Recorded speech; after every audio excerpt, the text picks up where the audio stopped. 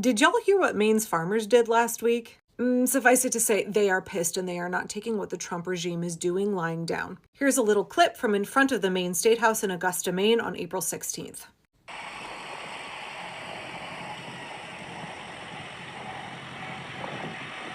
Kevin Miller from Maine Public Radio covered the event. The title of his article is Maine Farmers Call on USDA to Restore Funds and Staff. Farmers rallied in Augusta Wednesday to protest funding cuts, contract suspensions, and staff layoffs at the USDA that they say threaten the livelihood of Maine's small farms. The event came just days after the Trump administration regime canceled another program that was slated to provide millions of dollars to help make Maine farms more resilient to the changing climate.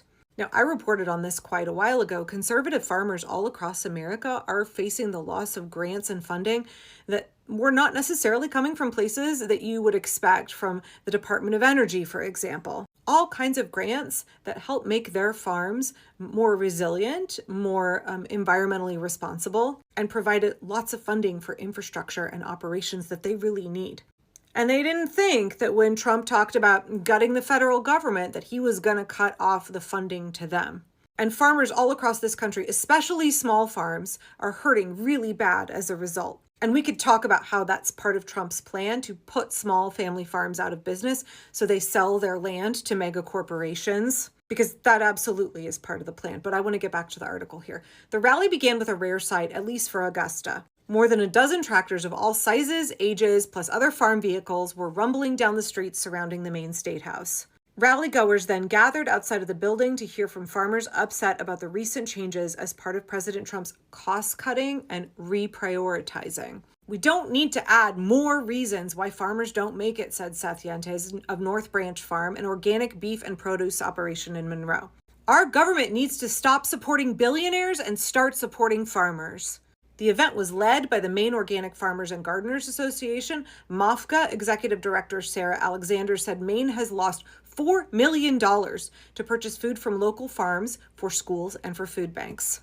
I talked about this at length when this story broke several weeks ago, but a lot of my work is around resilient local food economies, and I was absolutely devastated when Trump cut off funding for programs that took our tax dollars and used it to buy food from local folks right in our community, small family farms, take that produce, take that food to the schools, and cook the meals, local, nutritious, healthy, organic meals fed to America's school children. We need more of those kinds of programs.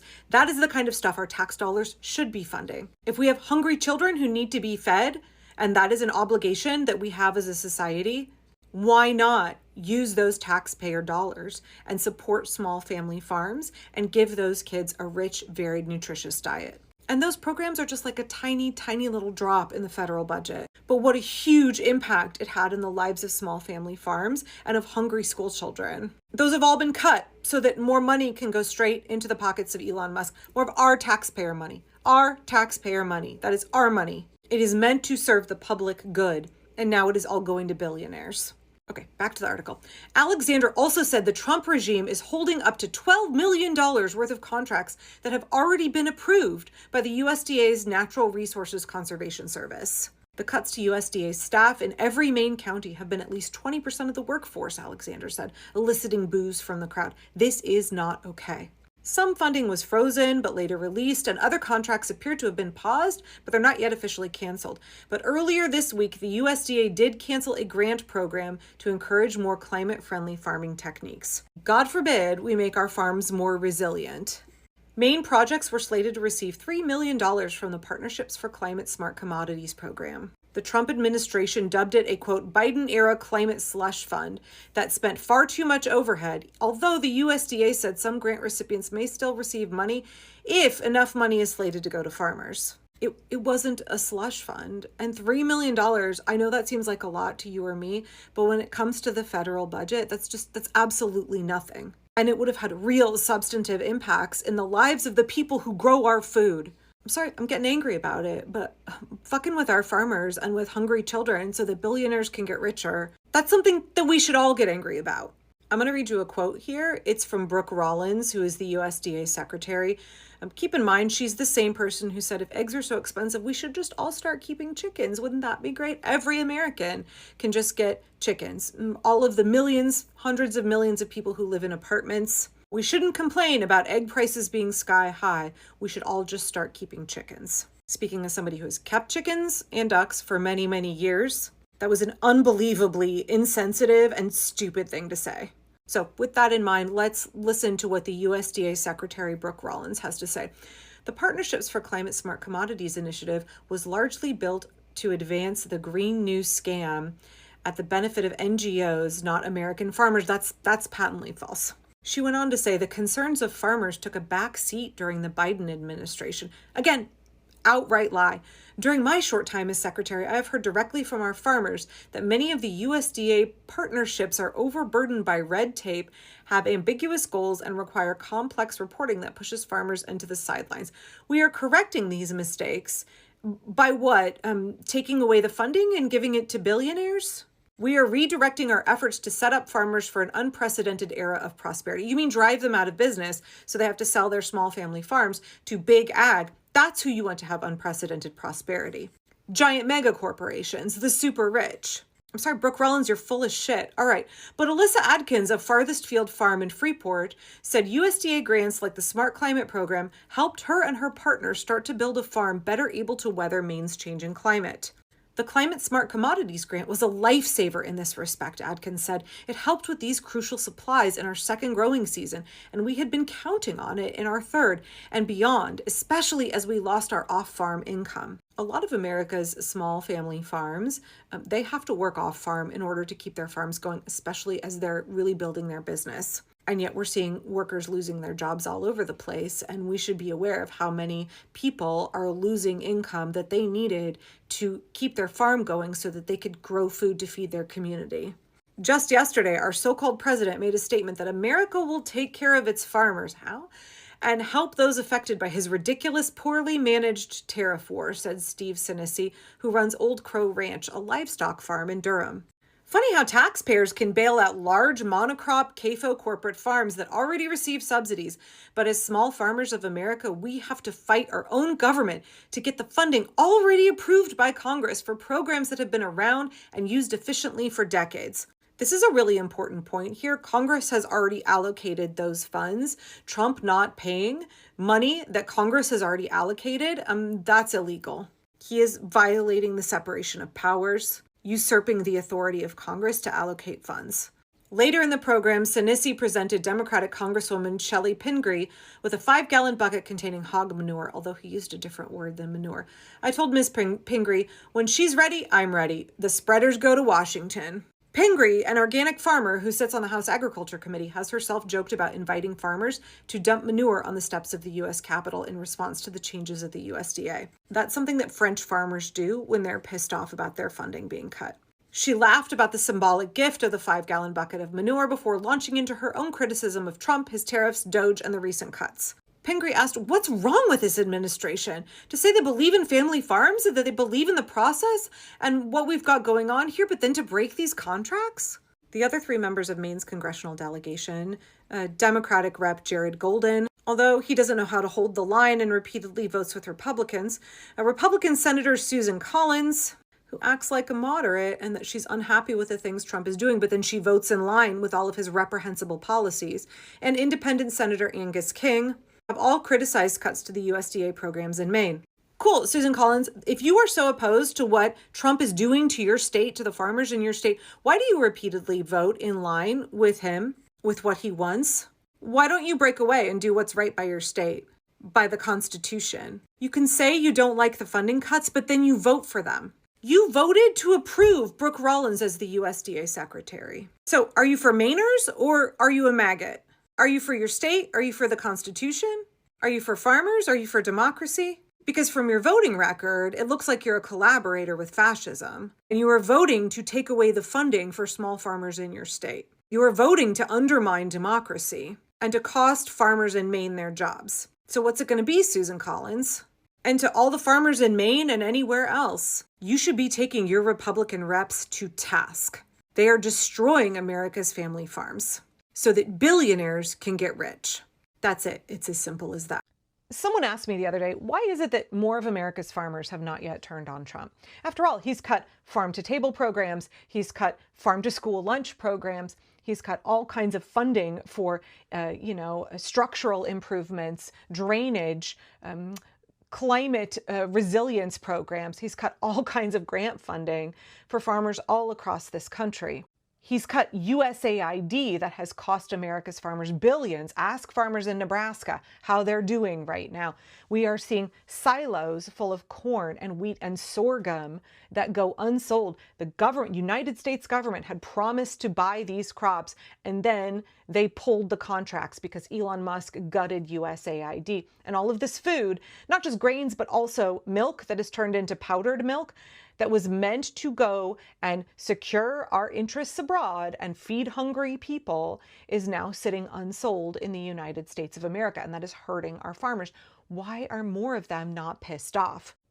And somebody else said, well, why are more farmers not freaking out that all of their migrant labor is being snatched by ICE? We are seeing ICE running into farm fields, snatching migrants who are toiling, picking our food, the food to feed the American people. They are coming in and tackling and snatching these folks, abducting them, and stuffing them into detention facilities where billions of our taxpayer money is going to keep these people imprisoned.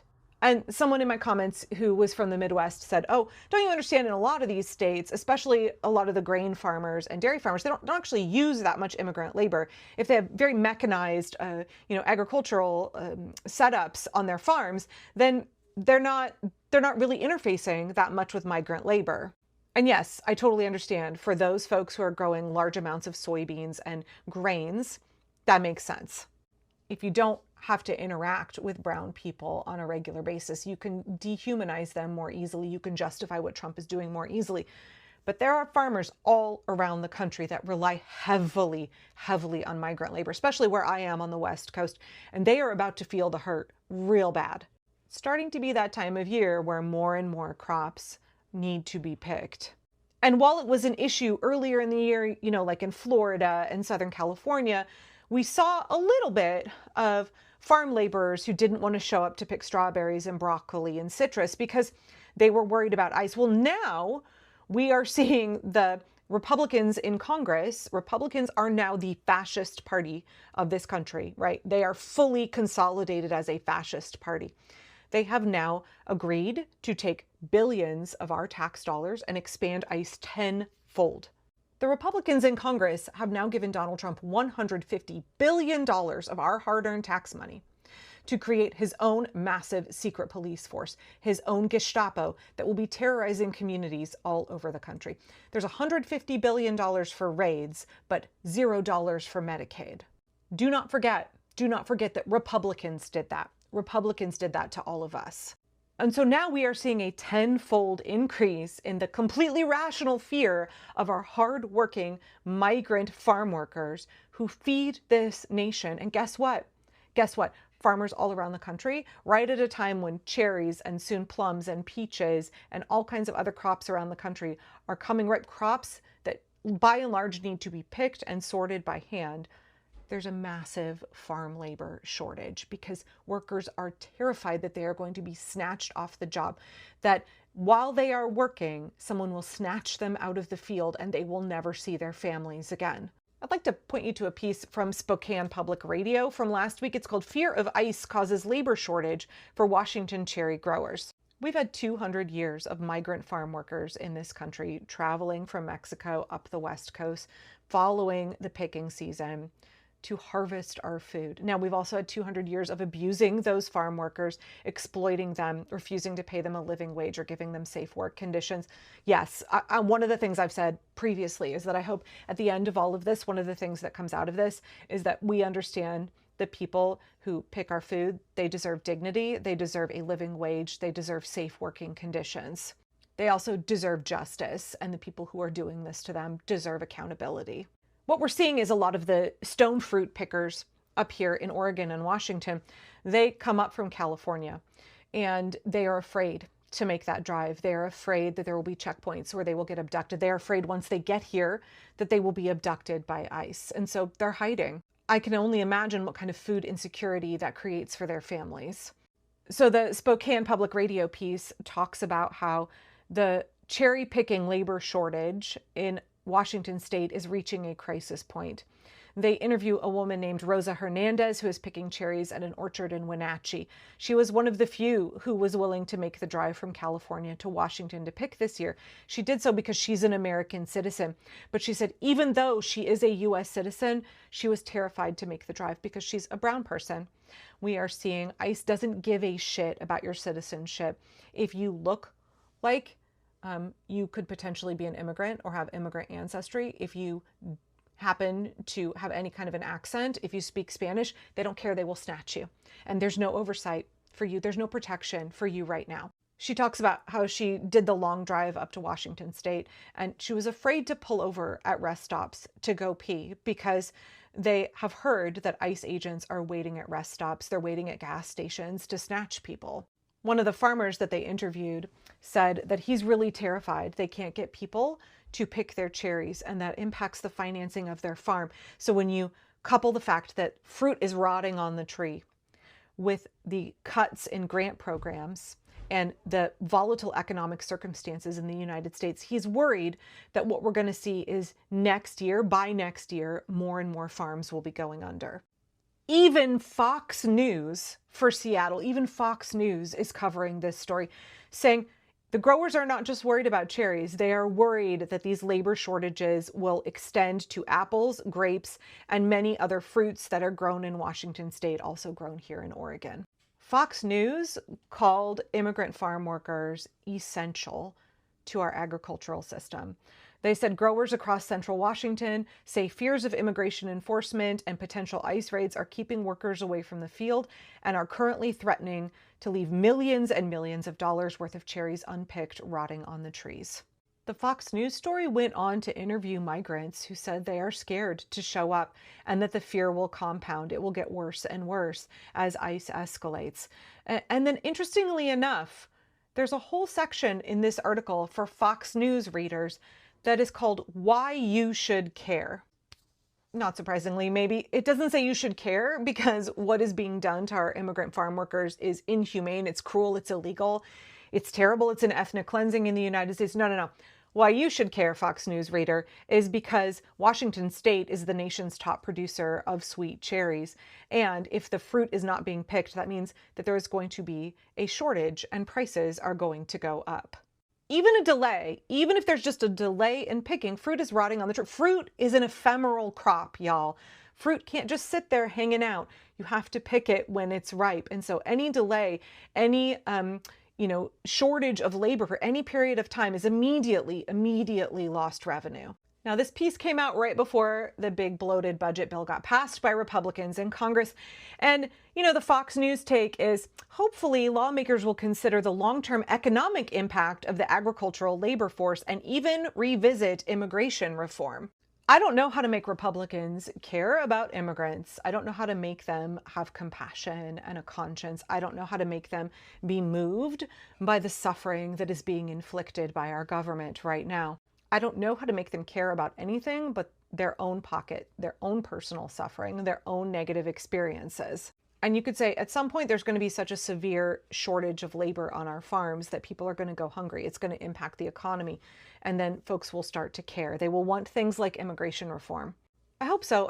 But also I am quite worried that this massive expansion of ICE abductions to 3,000 people a day, 3,000 non-criminals a day that are being stuffed into these concentration camps, that those will become forced labor camps. We've already seen Trump say that multiple times, that people in detention camps could be lent back to the farmers. But as of right now, it looks like there is going to be a shortage of all kinds of crops that are coming ripe over the next several weeks. It looks like there's going to be a shortage of what is available in the stores. There will be increased prices. Until we stop it, there will be increasing food shortages. Until we stop it, there will be increasing human rights violations. Until we stop it, there will be hundreds of billions of our tax dollars being used to inflict suffering. to fund the American Gestapo, not only terrorizing our country, but weakening our food supply and our entire nation. Regarding all these farmers that are now crying about possibly losing their farms because they voted for Trump, this is why you absolutely should not feel bad for any of these farmers that voted for Trump. Now, the ones that didn't vote, yes, feel sorry for them, go support them, do whatever you need to do. But the ones that voted for Trump, do not feel sorry for them, and let me tell you why. I am a builder, and I've been building shit in Oklahoma City going on like 20 years now, and farmers are not stupid. If you have the ability to manage a farm and understand the weather, the climate, your machinery, the chemistry that goes into your crops, you are not a stupid person. You're just not. And especially when you come from generational farming, you have the ability to look ahead and predict what you need to survive. And so when you have two candidates where you have Kamala Harris on one side giving you a whole fucking list of shit that she's going to do for you and make your life better, and then you have Trump on the other side who can't even come out with a normal sounding sentence, and you still vote for that guy, and you are a farmer, you are either racist or sexist or both. And they're only crying now because now they are being treated exactly how they voted for other people to be treated. Got that? They are being treated how they voted for other minorities, people of color, everybody else, poor people, sick people. That's how they voted for other people to be treated. And now they're the ones being treated that way by losing their livelihood, their homes, their income, their farms. So do not feel sorry for them. This is exactly what they had coming. Quick follow-up as to why exactly would Trump be doing this to farmers anyways, and I'm guessing 99% chance it's because he wants to bankrupt farms so his corporate buddies can come in and do a land grab. Basically what you have been seeing the last few years, major companies buying up a bunch of rental houses and jacking up the price of rents, and it's all going to corporations. It's probably something similar to let these farms go to foreclosure and his corporate buddies be able to come in, swoop them up, and now you've got bigger companies involved in more of our day-to-day. 55%. That's the rate that American farmers have been declaring bankruptcy over and above last year. 55% more bankruptcies of American farmers. And it's the conditions, the economic conditions that are contributing to it. A lack of a workforce, a lack of labor, tariffs, I mean, the whole 9 yards. You know, everything this administration has done is contributing to these people losing everything. They're losing the farm, right? So why is this important? Why should you care? Well, what happens when a family declares bankruptcy is that their property is sold in a sheriff's auction to satisfy creditors. So they lose their property. It's fire sailed. And, you know, if they've got a $1 million loan on the 1,000 acres they got, and they get $500,000 for the property, well, they're on the hook for another $500,000. We're talking about generations that have farmed land, that have been farmers their entire lives, losing everything because they can't sell a product overseas.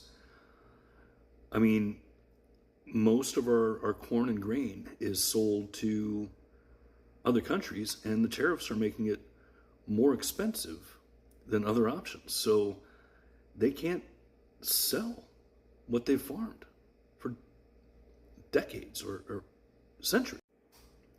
So what's the end run here? Why is this happening? Well, my speculation is that there's large, massive farming operations out there, very large corporations that have hundreds of thousands, if not millions of acres. For example, the King Ranch.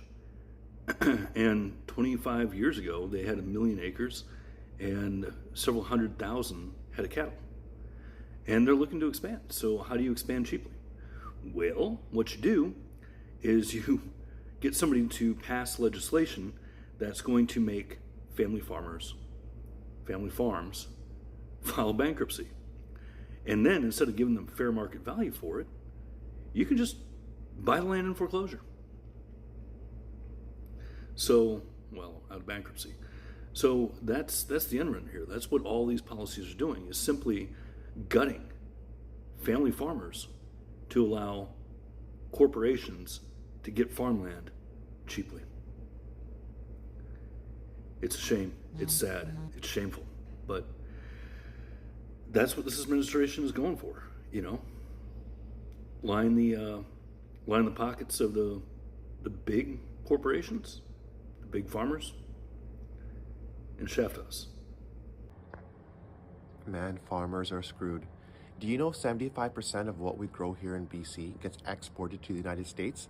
And today we have a 25% tariff on all those goods.